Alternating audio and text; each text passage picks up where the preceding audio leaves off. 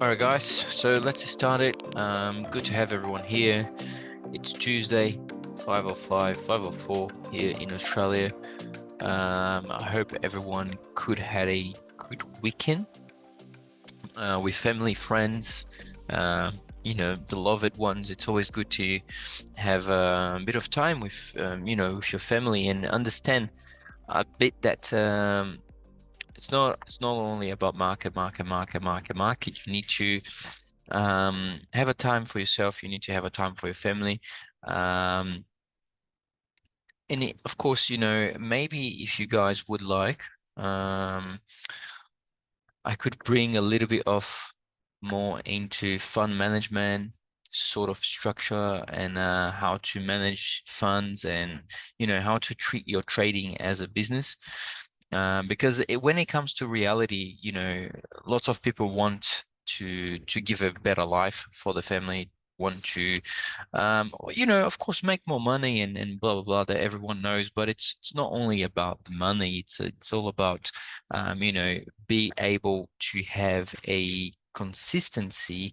And let me just close this. It's about having a consistency and understanding that, lots of people get frustrated on the market because they come to the market with a wrong understanding. And actually, I don't like to talk much come to the market. They build a business. They don't even have a business model or anything like that it will be consistently, and they have a path to follow, and um you know they just come here, they watch some videos on YouTube, and they think they will know everything. They don't do the research properly, and then they will go there, they will lose some money, and they will be like, oh, this doesn't work, and blah blah blah, and ciao, and bye. But in reality, you need much more dedication. You don't. It's not only 1 hour. It's not only a small period of time of your day that you will dedicate to this, and it will work for forever. No, you need to be understanding all of the concepts behind every move. You need to be understanding. Um, um, Seems like someone is dropping out and dropping on here. Um, So you need to understand all the concepts of risk management. Of course, I think trading, you have to. Um, this is why the big firms and the big trading desks, they always have multiple people working for them. One person will work for the fundamental analysis. Um, Hello, Augustine. How are you doing, my friend? You good? Thanks for joining us today, mate. So another people will be looking for the risk management. Another people will be looking, is my sound good, guys? I can try to fix that very quick. Let me just put more microphone. Well, my microphone is all like to the max. So sorry for that, mate. Maybe if you put your volume up, can help a bit. Thanks to Stuart. So as I was saying, people come to market and they don't understand that it's actual a business. You need to know your risk management, how much gets in, how much gets out, what's your actual profit, what you will be leave on the trading account to compound the interest. Because let's go for a very simple hypothesis here. Let me grab my. There you go. Okay. So let's say you make $1,000 deposit, right? And then from this $1,000, you make 10% of that. We always have to work. First thing here that I would like to make it very clear to you, or when I'm talking about, like, okay, we have an initial deposit, all right? So that the inception of the fund or the business was in whatever, let's say June. Okay, so June this year, 2024, we've made an inception of $1,000. So the inception was on June, and we've made an initial deposit of $1,000, right? Since then, the fund have been performing, I don't know, 2-3% per month, all right? 2 to 3% per month. So that will generate to us in 1 year, so basically from June 2024 to June 2025, we will be having 30%. All right. So I've just rounded it here to 2.5. So 2.5 times 12, if I'm not wrong, is 30%. All right. So 30% per year is our average yearly return. All right. Yearly return. So this is very, very good. All right. This is awesome. Awesome. 30% per year. It's it's phenomenal. To be honest, very, very few funds around the world can maintain themselves paying 30%. I have a fund report right here in my hands that I was looking at, and in 2019, they've done 29%. 2020, they've done 3% the whole year, all right? In 2021, they've done 10%. 2022, they've done 20%. And in 2023, they've done 6%. And in 2024, until from January to now in June, they've done 2%. So 30% is huge for the whole year, all right? So people come to the market trying to make this in a month, in a day, all right. This is just out of mind. You may be consistent in terms of, okay, this may work for the first day, but the second day, your emotions will be triggered. You will have an emotion like, well, okay, if I made 30% yesterday, I just made another 30 today and then another 30 on tomorrow. And that will be fine. All right, I will be rich. I've made basically 100% in 3 days. Now, imagine if JP Morgan or any other big institutions would be able to make that amount of money every day. All right, how rich would they be? Even richer. All right. So just for comparison here, all right, let's take a, let me take this, let me take this drawing off. Let me take a compounding interest calculator. So we can do all together. Let me see. Yeah, let's do this one.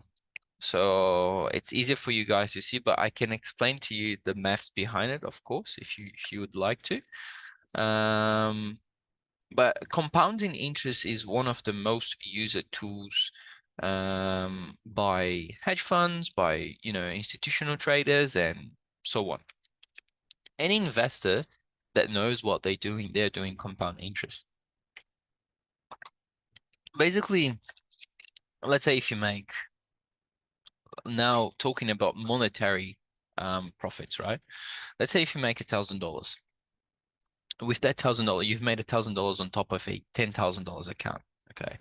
Um, it's a very good profit. All right, don't get me wrong. It's a very, very good profit. So you pretty much made 10%.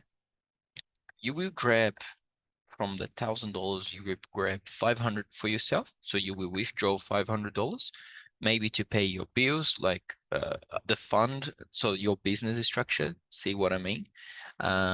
Maybe you use a software. Maybe you have a subscription of softwares that we release risk management tools for you, and so on. I don't know. Everyone have it, differently. Someone may don't have anything of these. So basically it's profit, all right? It's a revenue. The revenue you've generated to your business will be profit, will be turning into profit. So the other 500 you just left on the account. So now you have $10,500. So the 500 being the profit now have been how can I mash it together? So now you have 10,500. So these will be your you will be risking for the next month.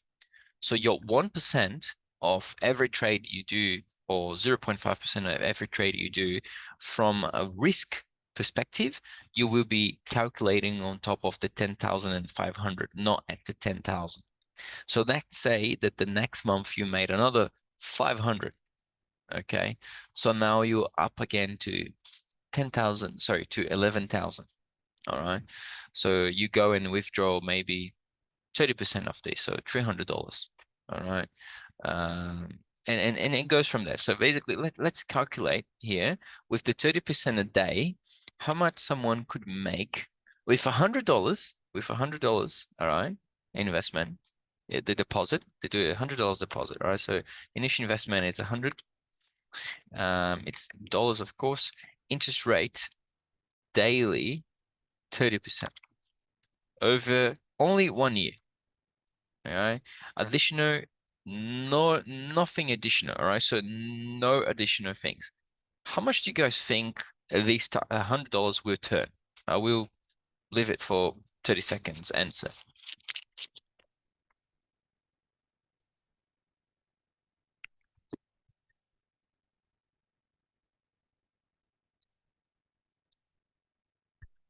No one have a clue? Maybe give me a number. $1,000? Maybe $150? $130?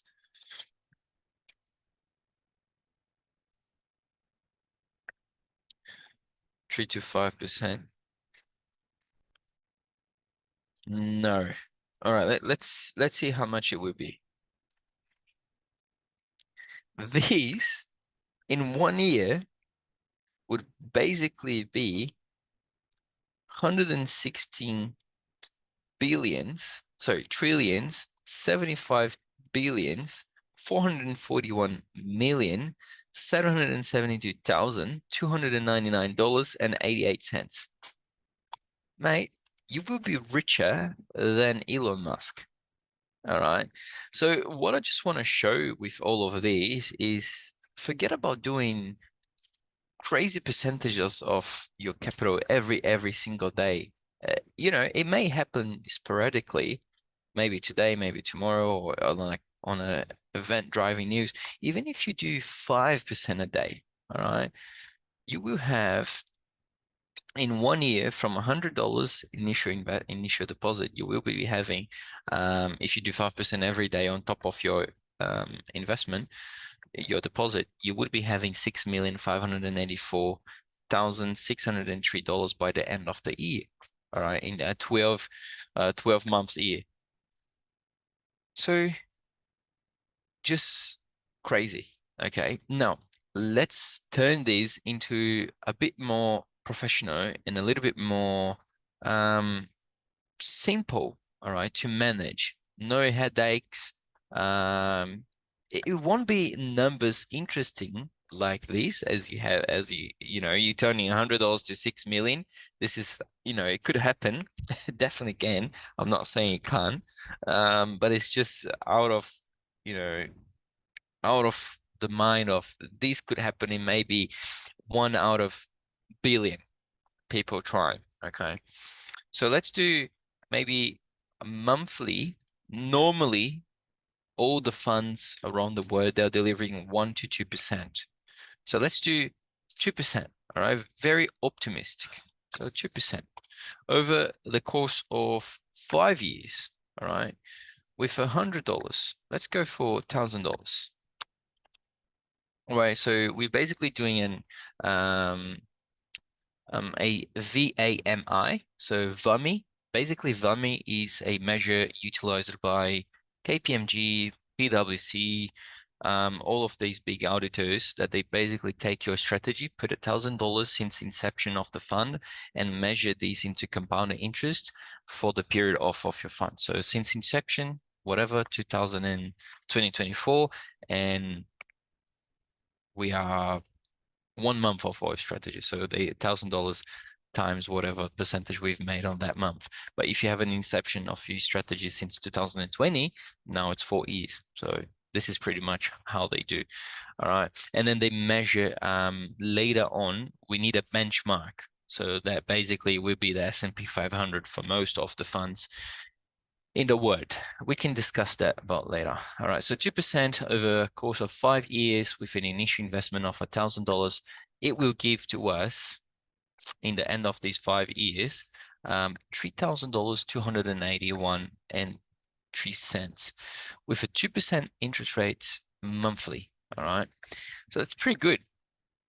If you see, we've pretty much tripled our capital in 5 years with a 2%. So if we put 10,000 here, basically it would be 30,000.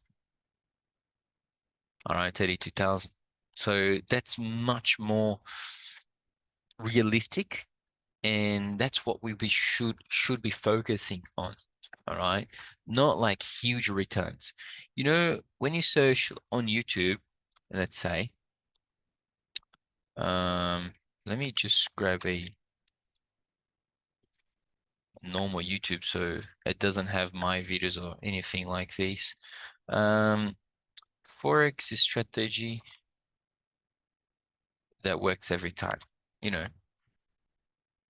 know, look, simple Forex trading, simple Forex strategy that works on every pair. $250 a day. Mate, if you do, let's say $250 a day, let me times 24, you're pretty much $6,000 a month. All right. Here, you know, you have thousands and thousands and thousands of videos on those things. So this is what I'm just trying to show, that I'm not saying that they're fake or anything like that. It may work. I haven't watched any video of those. All right. I'm just showing how the media is always pushing those types of content. It works 99% of the time, 99% accurate Forex fast bull strategy. I mean, come on. If that it really works 99% of the time, why wouldn't you be working for JP Morgan, right? Or any other hedge fund? 88.89% winning rate trading strategy. I'm just saying, it may work. I haven't watched the video, but the reason why I'm showing these is just so you guys see there is a lot and a lot of out there saying that you know, it would be easy to make 30% a day, 5% a day. But in reality, it's not like that. All right.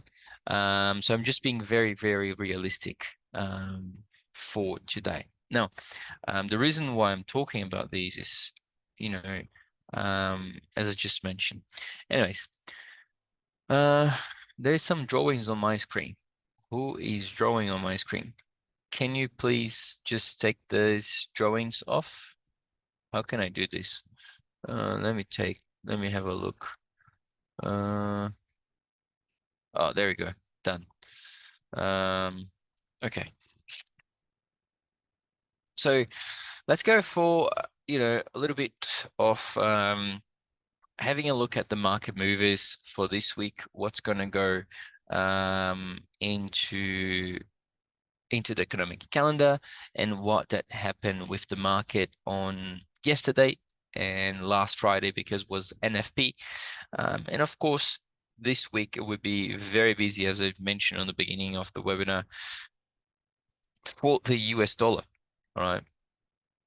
US dollar will be one of the main drivers, as because we have the CPI and we have the Federal Reserve rate decision, right? The Fed, of course, that's the FOMC. 7 members from the Fed go and vote.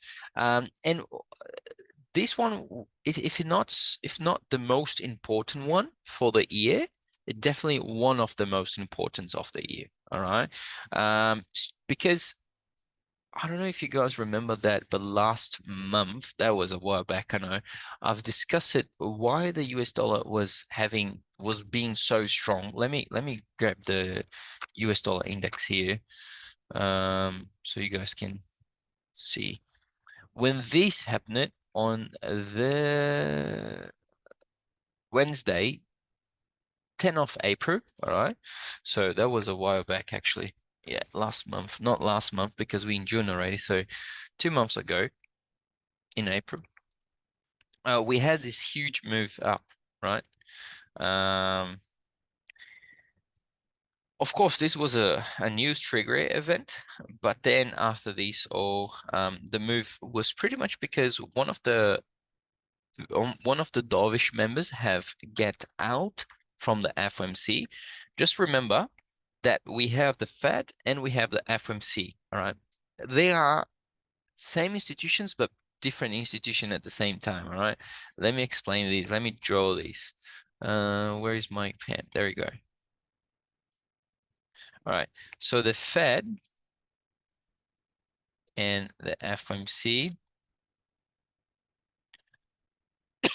they are, sorry, they are different. Does anyone know the difference between them? Just put in the chat.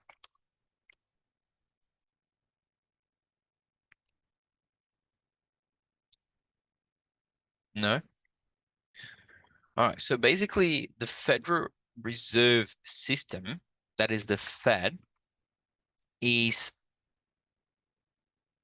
basically the Federal Reserve System is the central banking of the US. Is the central bank of the US, all right? And it's composed by 12 regional Federal Reserve banks, as well as the Board of Governors and some other advisors that they need, some other helpers, I would say. All right, so they advise the board what to do, when to do, and how they will do that, whatever.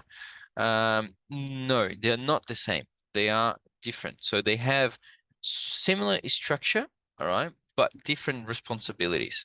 So the structure by the Fed as the one I've just mentioned, and the Board of Governors located is in Washington, D.C., and basically it is a federal agency that oversees the entire system of the US.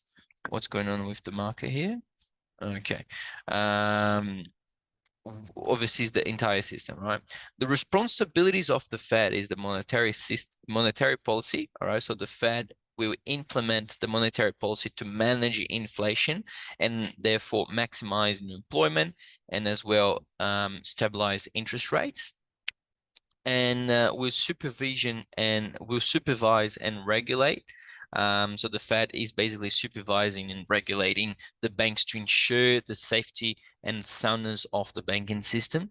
Financial services, of course, it will be providing financial services to depository institutions, so the US government. All right. And of course, foreign official institutions, including playing a major role in um, operating the nation's payment. So basically, the Fed is the one that pays. So let's say if you were from US or whatever you're from, right? When you make a payment through your bank, it has to go to the central bank. It doesn't only go to the commercial bank. So, for instance, let's say I bank with JP Morgan, right? If I want to make a transaction to someone, then therefore, of course, it will be JP Morgan through whatever bank it has to be, but the central bank would be in the middle acting as, okay, this transaction is actual a safe transaction and is a real transaction, all right? It's not a fake transaction, if you understand what I mean. So the other responsibility is the stability, all right? So the Fed works to maintain the stability of the financial system and contain systematic risk in the financial markets. And they have the leadership, and the leadership of the Fed is by the chair. So he's appointed by the president of the USA and confirmed by the Senate. If Senate, Senate, if I'm not wrong, yeah. And the chair pretty much oversees the board of governors. All right. So that's what the Fed do. Now, the Federal Open Market Committee is the FOMC, all right? And the FOMC is a component of the Fed, all right? So it's a pretty much, let's say that the Fed is a Fed group. So basically a business group, and then the FOMC is on this group, All right. So it's pretty much a component of the Fed, and specifically is responsible for the open market operations, which are principle two for implementing the US monetary policy. All right. So they are very similar. They have sort of similar structure, but different responsibility, as I just say to you all. So the FMC consists of 12 members. All right. So they have 7 members of the board of governors and the 5 of the 12 regional Federal Reserve Bank presidents. So the president of the Federal Reserve Bank of New York is a permanent member, all right, and while the other 4 spots rotating among the remaining 11 Reserve Banks presidents. And as just saying to you, we did had one of these presidents, one of the 11 presidents got out, and then one lady gets in, and she is very, very hawkish, all right, because she was another bank president, and then she's very, very hawkish. So therefore, the market is very interested to see how this will play out into the next monetary policy that will be on Thursday, this Thursday, the 13th. I can't remember the time, but it's probably around 2 a.m. or something around this time in Australia. So this is pretty much the structure. Now, the responsibilities of the FMC is pretty much 2 responsibilities. All right, we have the monetary policy, basically primarily responsible, of course, for setting the target range for the federal funds rate and directing the open market operations, the OMOs. So OMOs, every time we go for the Fed, all right, so let's go for the Fed website here. Let me take these drawings off, and then you go for here. Let's say the last one in May here. Let's go for the statement on HTML, no, PDF. All right. If you scroll down all the way, you can see that here on the last page, it says the Federal Reserve has made the following decisions to implement the monetary policy instance announced by the Federal Open Market Committee, the board governor. Oh, there we go. No, oh, here. So market desk as the Federal Reserve to open execute transaction in the system open market account. So basically OMOs, open market operations, all right? So what does OMOs mean, open market operations? So they basically means buying and selling of the government securities, all right? So basically this will influence the money supply, and this will achieve macroeconomic objectives like controlling inflation and basically influencing the employment onto the economy. All right, if you see here, open market operations. And then the other one is, of course, the economic forecasting. So basically, the FOMC reviews economic conditions and forecasts to inform a policy decision. And if you come here to the Fed website, you can see that the statement on longer goes and monetary policy strategy. Where is this? Oh, there we go, here. So if you click on this link, we have a PDF. That's a very, very big PDF. So that's where all of just loading. Yeah, there we go. Oh, sorry, it's not this one, guys. Where is this? Let me check here. Fed USA economic forecast.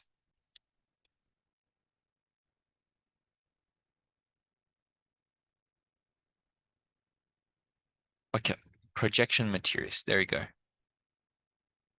So basically, this is it. Yeah, this is the one. So they don't have the PDF anymore.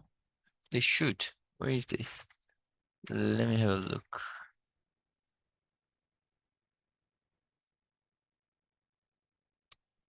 It seems like they don't have the PDF anymore. It's just now on a it's just on a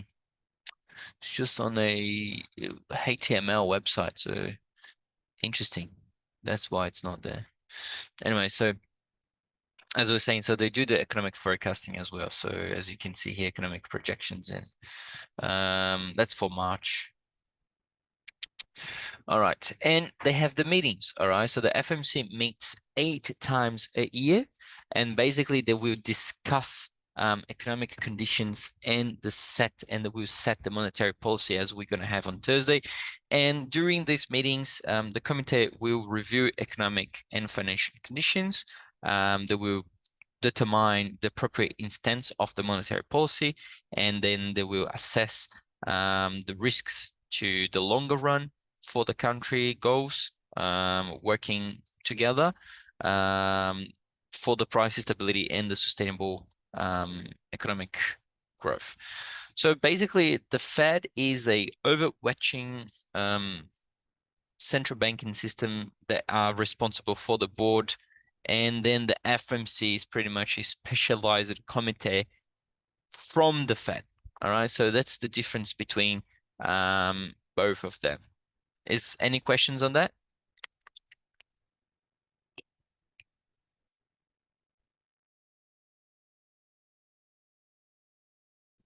No questions? Everything clear? Don't be afraid to ask me questions, guys, please. I like questions. It's always good to have some questions. All right, moving on then. So as I was saying, let's have a look at the economic calendar now and see what awaits us this week. This week, let me grab Australia time.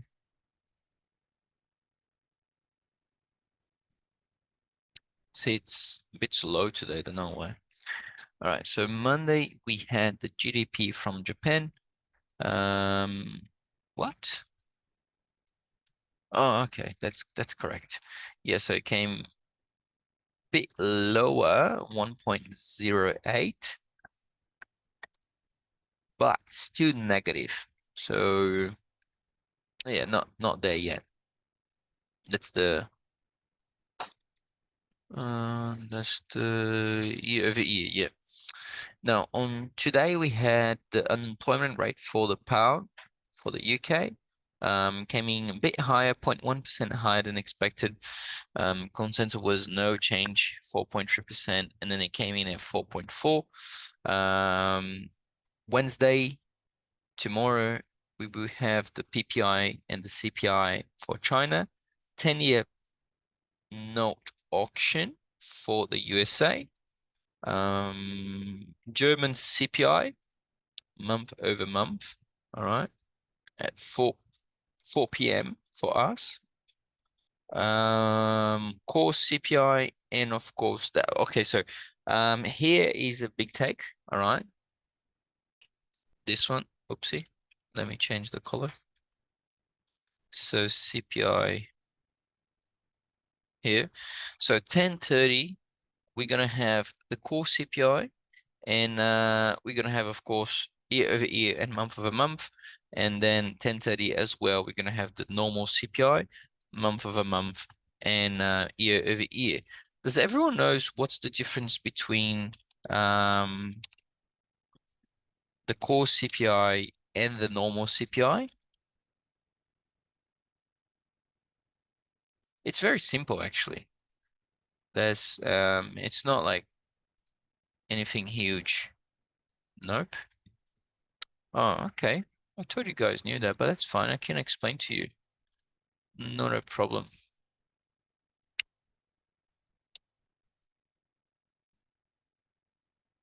Okay, so basically, which one is more effective as well? All right, so okay, it's not about being more effective. You mean towards trading, or you mean towards like to the economy, like watching the CPI to the economy will be more effective watching the core CPI, or will be more effective watching the normal CPI? Oh, okay. Oh, towards trading. Oh, okay. Yeah, so the normal CPI will be more effective because you will know now. So the CPI, it stands for Consumer Price Index. Everyone knows that, I think. And the component is basically all items that are typically consumer that normal consumer would purchase, all right, such as like food, energy, gasoline, electricity, housing, apparel, medical care, education, communication, anything like me, you use on a daily basis, all right? And the purpose of that is we reflect the overall cost of living and is used to adjust the incomes, the benefits, and to guide economic policy. Now, the core CPI is excluding food and energy prices, all right? But why? Why is CPI, normal CPI is, putting all the consumers, everything that a normal consumer would purchase, but including food, energy, gasoline, electricity, housing, everything. But why not the core CPI? Well, basically, the core CPI excludes the food and energy prices because they can be high volatile and it's most likely subject to temporary shocks. All right, like whatever events of geopolitical goes on, like Israel and Iran, Hamas, if something escalates on the Red Sea on China, anything like that will have an impact on electricity and sorry, energy prices and food prices. Okay. And the purpose, of course, is excluding these volatile items is that the core CPI, I mean, the core CPI, not the CPI, the core CPI will provide a much clear view of the long-term inflation trend. All right. And basically, it's often used by the policymakers, including the Fed or any other central bank like RBA, RBNZ, BOC, BOA, ECB, and so on. All right, and they make the decisions on top of that. But the key difference pretty much is that it's the CPI that includes the food and energy prices can be very volatile, while the core CPI excludes these items, will provide a more stable measurement of the inflation. And of course, the usage as well. So the CPI is pretty much used to understand the overall cost of living, as I've mentioned before, and then we will adjust for inflation in various contracts of government benefits and so on. And the core CPI is primarily used by policymakers to understand the underlying inflation. And that they will make the decisions based on that, the decisions on interest rates based on the CPI. All right. So that's pretty much the difference. Did you got it now, sweetie?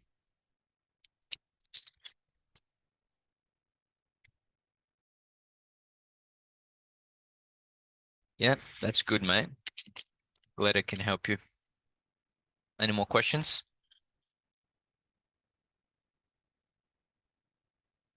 No? Okay, that's good. All right, so we will pretty much have core CPI and CPI. So if we look for the CPI, the month over month is expected to have a decrease. Okay. So that's interesting because if we look to oil prices, okay, let's have a look at oil prices here. It had, so that's pretty, okay. So first of all, this is only for the month of May. All right. So let's go only for the month of May. May, April, May. So starting here, going, oopsie, going all the way to here. Okay, so it hasn't moved much. Well, when we look to these, that's actually quite a big move because if we measure down here to here, that's a 3% decline in a month for the oil prices. So that's not bad at all. I now understand why. Okay, that makes sense. So this is why the CPI is basically looking to come lower, and the core CPI month over month as well is expected to be the same. And the year over year, the CPI year over year is expected to be the same as well, but the core CPI year over year is expected to have a decline. Yeah, pretty much this decline is pretty much because of the energy price. That's insane. Okay. This will probably result in a, if that actually comes like this, all right, or even if it comes lower than that, that will actually result in a weaker US dollar. All right. So if you look at the US dollar index here, let me take this off. So if we look to the US dollar index, this is a 4-hour chart. It had massively went up 1%. 1% is a lot on a US dollar index. All right, guys, don't get me wrong. And then this occasionated the whole move down. All right, strengthening the US dollar made the whole strength, made the whole euro dollar fall. All right, so that's pretty interesting how it goes. So if it comes lower, we will probably have we'll probably have a stronger, sorry, weaker US dollar. I don't think it will, to be honest, because if we look here,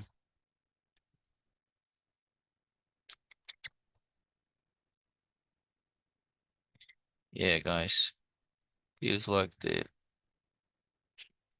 we're going up. Anyways, so someone sent me a question here. The question says, why is an increase in CPI good on the chat but bad for the economy? Sorry, good on the chat? What do you mean the chat? You mean the chart?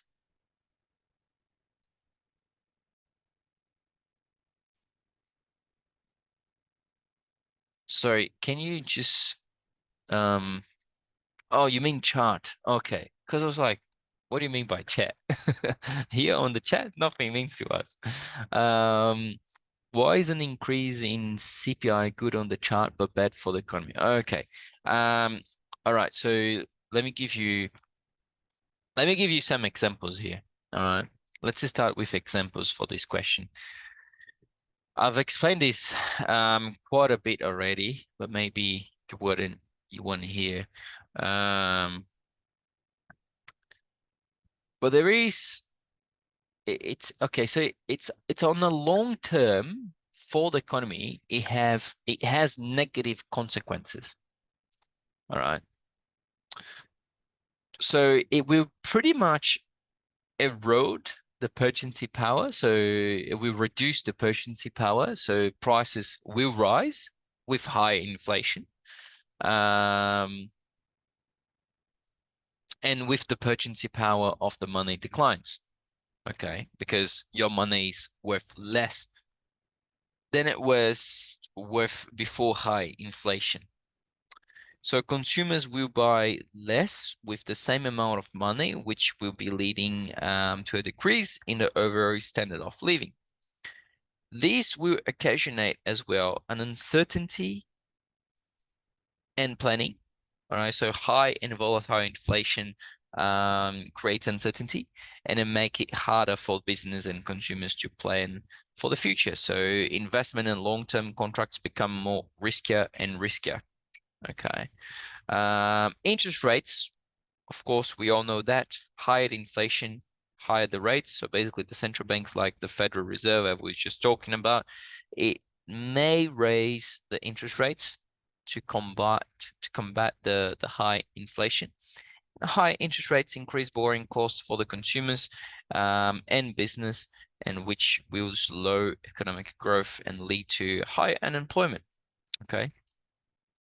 Um, in income inequality as well. It's another topic discussed with a high inflation. So inflation can disproportionately affect lower income households because a larger portion of the income goes towards um,